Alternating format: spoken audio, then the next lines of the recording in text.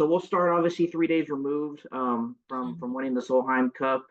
Is it still kind of processing for you, just kind of that moment? I mean, what's kind of the feeling right now, 3 days afterward?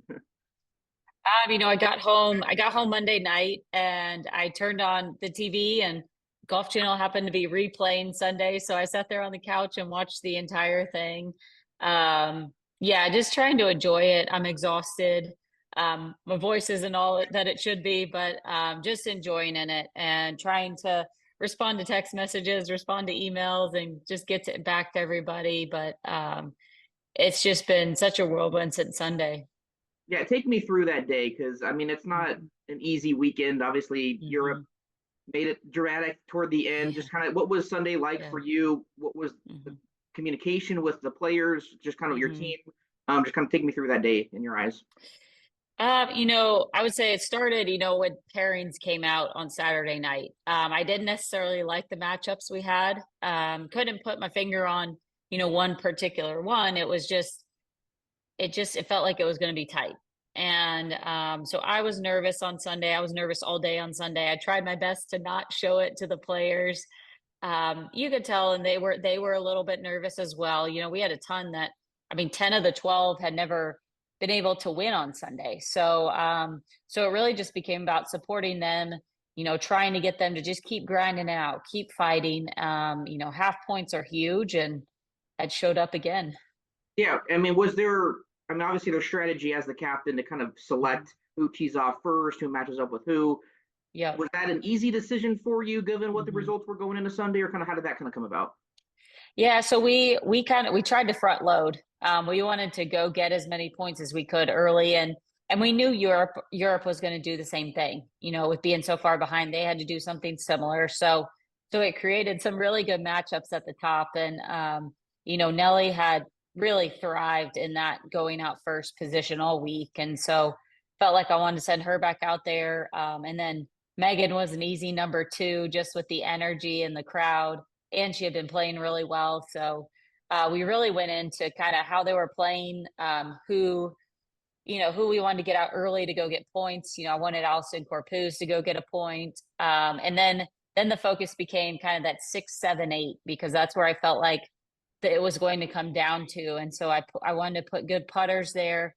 And then also people that I thought that I knew and I thought could handle the pressure and handle the moment.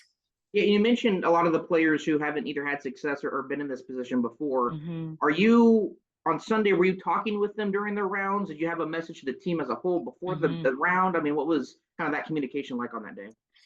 I told every single one of them on that first tee, I said, you go take care of your point, and that's all you can do, and let me worry about the rest. And so that was really the message, was to just focus on their matches and their matches only. And um, there was, I kind of kept throughout the week, I was helping the caddies with the wind and just trying to feed information to the caddies on the golf course and how it was playing. So I did a little bit of that on Sunday.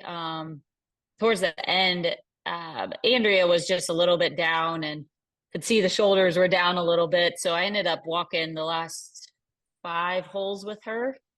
And her half ended up being huge for us. So just try to go where I felt like I was needed. And there's certain players that, Lilia doesn't need me to go walk with her. But I felt like with Andrea, I could kind of help kind of get the shoulders to relax a little bit and get her to trust in her abilities and what she was doing.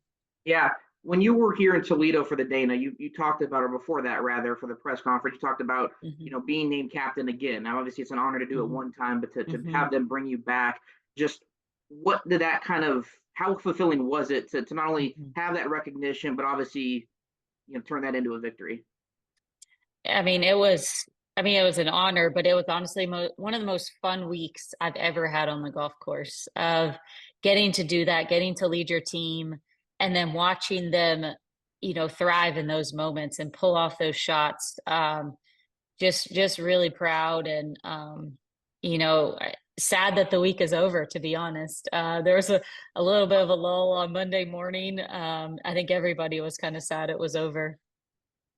Talk about, I mean, this first Solheim Cup victory for the U.S. since 2017. Hmm. Just the history, the moments, all that kind of is Yeah. encapsulated, on that Sunday. Just kind of how would you describe kind of where that ranks in your Mhm. career in terms of uh, achievements, I guess, in your career? It's a little strange. When you win a major, when you win a big tournament, I mean, there's this the self accomplishment. Like I did this. This is really cool.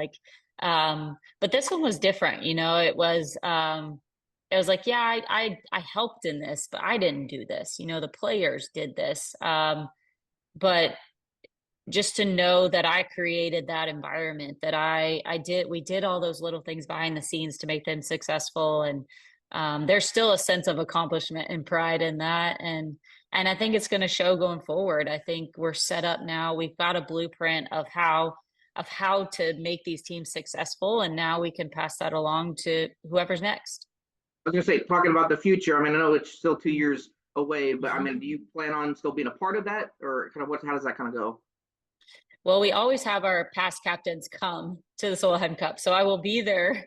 But I've been asked by some of the parents. The players haven't asked me specifically, but some of the parents reached out and said, "Are you doing this again?" And I would have a hard time saying no if I was asked. But I also do know is we're set up now with the people that I brought on as assistants for the future. So either way, I will be there. I will be cheering these girls on, and in some way, shape, or form.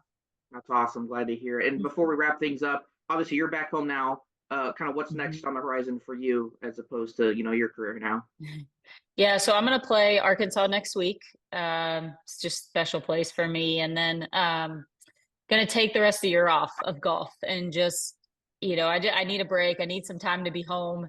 I don't think spent a full week at home since May, so so I need a break. My daughter started school, so I think I'm still gonna play a little bit next year. I don't think this is it by any means, but yeah, life is changing, and I think some other opportunities to do some other things is going to pop up that I'm excited about. So definitely kind of looking towards what's next for sure.